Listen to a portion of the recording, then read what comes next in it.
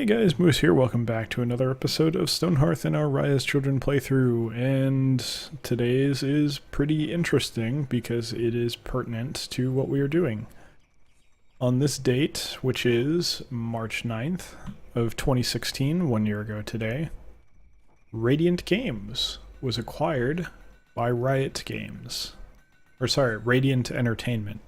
Sorry, I should get the name right, was acquired by Riot Games, who are the developers of League of Legends, which I have my own opinions about, which I'll get into later in this episode. If you're wondering who Radiant Games is, well, or Radiant Entertainment, rather, if you're wondering who they are, you think maybe that name sounds familiar? Yeah, that would be because of the developers of frickin' Stonehearth, the game we're playing right now. They got picked up by Riot Games a year ago today. Congratulations to them. Hopefully they made a good amount of money off of that acquisition. That is a nice thing to have happen, I think, as a developer, because it sort of validates your work and says, hey, this is good enough for us to be purchased. So good for them. Hopefully it worked out, and it's a good time to mention that Radiant Entertainment is actually based up here in pretty close to me. I could probably ride my bike to wherever their studio is in San Jose. Not exactly sure where. But they are in San Jose. I could walk there too, but I don't really like walking. I prefer to ride my bike. But yeah, it's kind of cool. They're, you know, local team. I think it was just two people. They might have been related to each other, brothers or something to that effect. I don't recall. I looked into this like quite a while ago. I can't remember anymore. But yeah, they got picked up, so good for them. A year ago today. Hopefully they're still doing well. Updates are flowing, so I have to imagine they probably are. And they made another game as well, as like Rising Thunder or something. Not something I'm really interested in.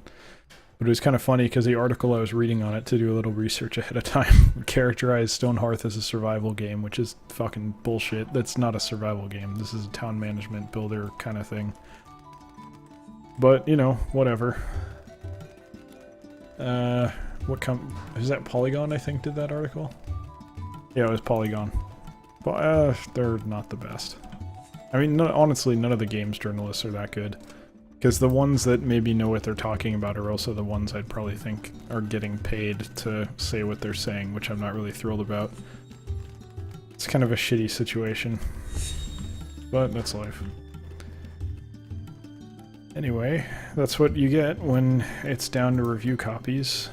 I wonder how it works with movies. Like, because you can get negative reviews for movies all the time. They don't seem to get punished for that. So maybe it's just clout of the reviewer? Or maybe there's some union or something. I don't know how it works. I should read up on that. It's kind of an interesting subject. Ooh, we missed some road here. Let's fill that in real quick. But yeah, so regarding League of Legends, since I said I'd talk about that, I did play League of Legends for quite a while. I was reasonably good at it. I didn't really play ranked, so I can't quantify how good, unfortunately. But you know, I did okay in the games that I played. Generally won, and I always played pretty much. Well, no, I played support too. But even when I played support, I would contribute directly with damage, generally. I did not like being helpless, because playing a game like that, while also being at the mercy of your teammate's skill, is, in my opinion, categorically unacceptable. I am not willing to play that game and rely on other people. It's like playing any kind of Dota game like that and relying on your teammates, if you've ever played one, is... You have to assume that your teammates are fucking idiots, because that's the only... Because most of the time they are. They don't give a shit about you. They don't play like it's a team game. If you play with friends, that's one thing. Then I don't mind playing support. But if you're playing on your own, it's a different story, and that was kind of the issue I had with it.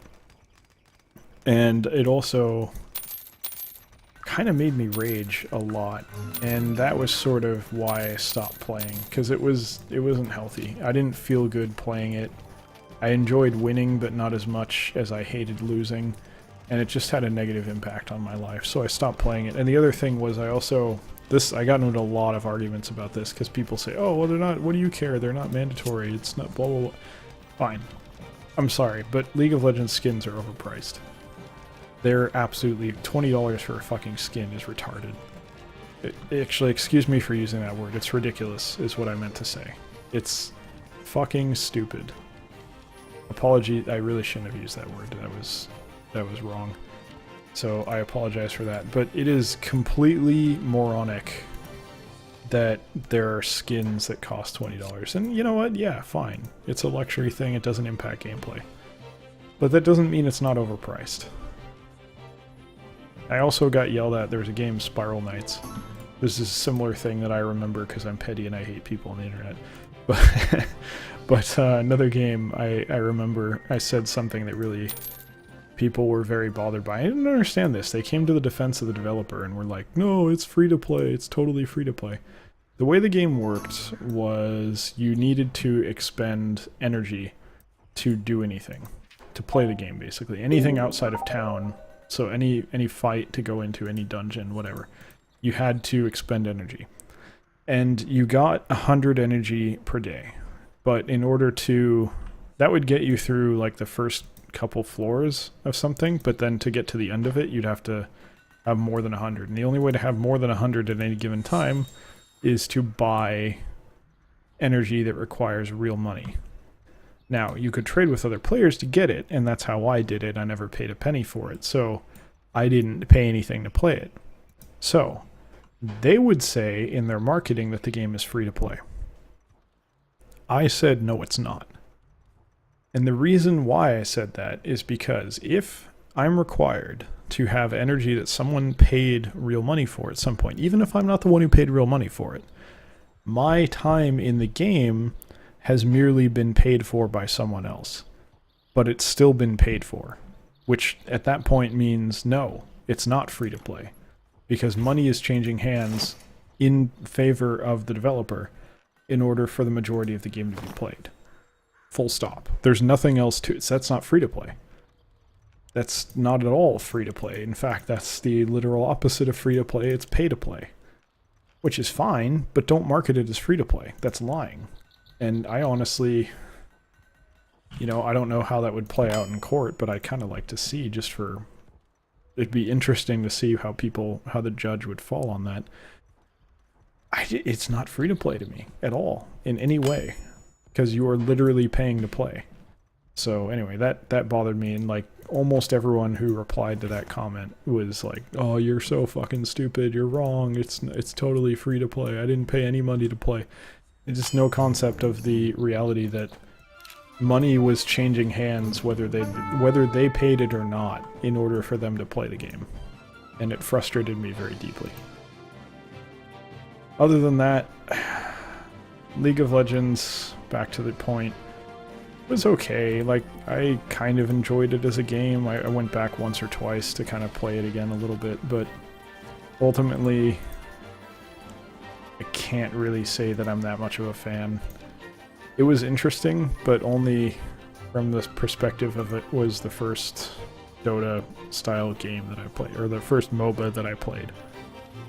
And I don't really find any of them to be that interesting. Now, granted, I play plenty of Overwatch. Not so much lately because I haven't had free time, but I enjoy playing Overwatch. And you could say, well, that's got some MOBA elements, but I don't think it's the same type of game. Even though, yes, I will acknowledge that there's some similarities there. Actually, no. Well, that was an initial comparison people were making, but I guess that's more like maybe Battleborn was closer to being that kind of a game, and that's why I'm remembering that comparison, because now that I think about it, it's not really that close to it. It's more Team Fortress 2, which is... would you call that kind of similar to a MOBA in some ways? Say in Overwatch you have 2 teams of 6. It's about the same number of people, roughly. And then you... yeah, I don't know. I can see why you would compare the two in that way, but I'm sort of, now that I think about it more, even though I've seen those comparisons made, I was not the one who came up with that and made that comparison. Even though I've seen those comparisons made, I'm not sure I agree with that in retrospect. But I kind of see it being similar in that it's around the same number of people competing against each other on two teams. I get that, like, that part, yeah, fine, but that's, I don't know if that's the core of what makes a MOBA. Actually, maybe that would be kind of cool if we got a Overwatch mode with like minions. That might be fun.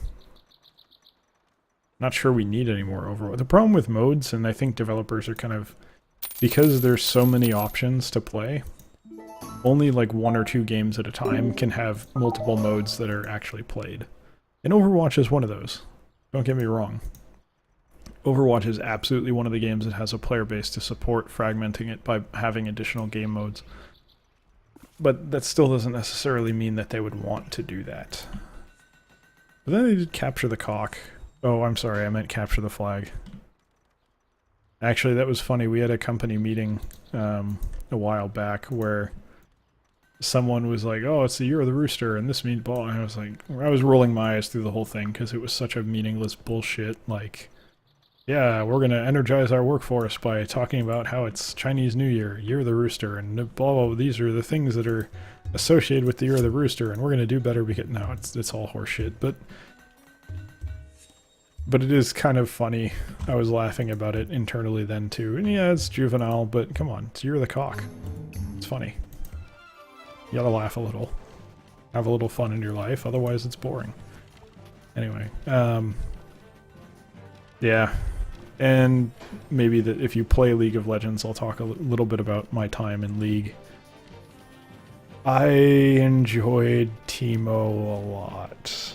And I recognize that those words might send some people into a fit of rage. And I don't care. Because Teemo is fucking awesome. I love being an annoying little asshole. It's so much fun. But I wasn't particularly good with him. I was only really good with him when you could kind of go hard on attack speed and just spam poison. They changed them since. It's been a long time since that kind of build worked. Maybe it works again now. I don't really care. Not into it anymore, but that was kind of how I played. I also played initially Morgana, then I stopped playing her, Diana for a bit, Fiona, yeah, Fiora is from something else. What is Fiora from? I don't remember. I think it's Fiona. Whatever, the Frenchy fencer lady. Played her. Got complimented with her a few times, because everyone was like, oh, I thought she was supposed to be bad, and then I'd like do really well in top lane or something, and people would be like, oh, wow, that's surprising. I was surprised too. I didn't think I was any good. And she never feels like she's doing well, but then you like look and, oh hey, that guy I was attacking is dead suddenly. What happened there? Like jungling, Nocturne was a lot of fun. Kind of fell off. He started getting not so good. I think he got nerfed at one point, but for a long while he was a lot of fun to play. Just being an asshole. I loved invading with him. I think there was one time I was playing against an enemy jungler, Fiddlesticks, and I killed him like 8 times in the first 10 minutes. It's just, I got totally fucked, but that was a great deal of fun. What else did I play? You remember. When I played support, I would like play the bear. I forget his name. The asshole bear with the throw and the charge. He was a lot of fun. Got a lot of kills with him. What else did I play? Oh, right, Veigar. I played a lot of Veigar. I liked him a lot. And they changed his mechanic, I think, and I got really mad. But when he worked the old way, I really, really enjoyed playing him. And I'd get up to like 1,000 AP all the time. Because I was very, very, very focused on minion kills when I played. Oh, we're out of wood. That's bad. Let's deal with that real quick. Chop those down if you don't mind. But yeah, I really, really enjoyed Veigar. He was fun. I even played Fiddlesticks a bit. He was fun too, but he wasn't very good. Never really felt like he was strong. What else did I play? God, I can't even remember. It's been so long. Played a bit of what is not... the werewolf guy. Played him. Wasn't particularly good, so I didn't play him that much. I gotta go back and look. Oh, Lux. I played a lot of Lux. I enjoyed Lux a great deal. The Shoop-de-Whoop cannon was a lot of fun. Yeah, we get a new person. Fantastic. And of course, snaring people was great fun.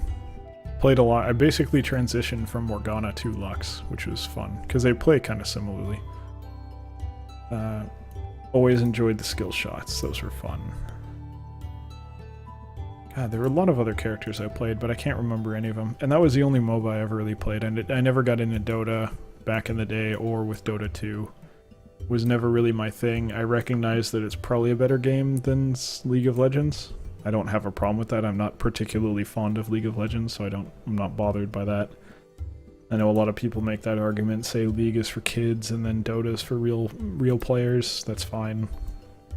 It's a little insulting, but it's fine. Yeah, anyway, I didn't really mean to talk about MOBAs all day, but that's kind of where we went, unfortunately.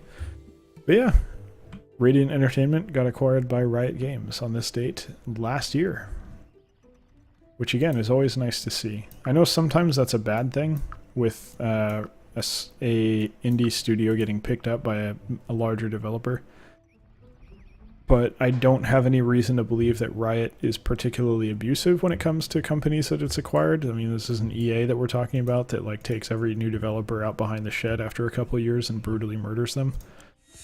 They're more...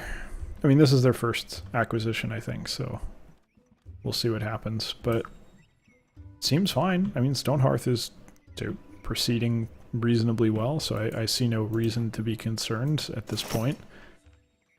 And as much as I just said I didn't really like League, I mean, like I said, they haven't really given me a reason to be skeptical of their interest in being a good owner, not sabotaging currently existing works and making it hard for the developer to do their thing. So, no complaints.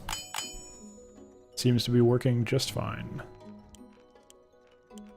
Oh, I should make a shit ton more of this. Let's do this before the bread, actually. You know what? I probably want another cook, so I'm gonna say... Let's take a look here, figure out who we can get. Why are you sad? You're in severe pain. But you're recuperating. Okay, that's why. That's not such a big deal. Whoa, you're happy. I've never seen that before. Why are you happy? Pioneering spirit. Oh, you're new. You're only happy because you're new. Great. That's funny. At least I think that's the case. We want high mind and low everything else. That's what we're looking for. This isn't bad. You can be a farmer. You can't be a farmer because I need to... That's stupid. I don't have enough tools. Alright, well, which farmer... Yeah, you can go be a cook. Congratulations. I don't really need to sell anything right now, so thanks, but no thanks. And then... Is it you? Probably you. No. I think it actually was this 544. Yeah, you can go be a farmer. Take over, and then we'll get some faster cooking going, which will be nice. I think, anyway. Let's pause real quick, because there's like 20 different things I want to look at here. Okay, so...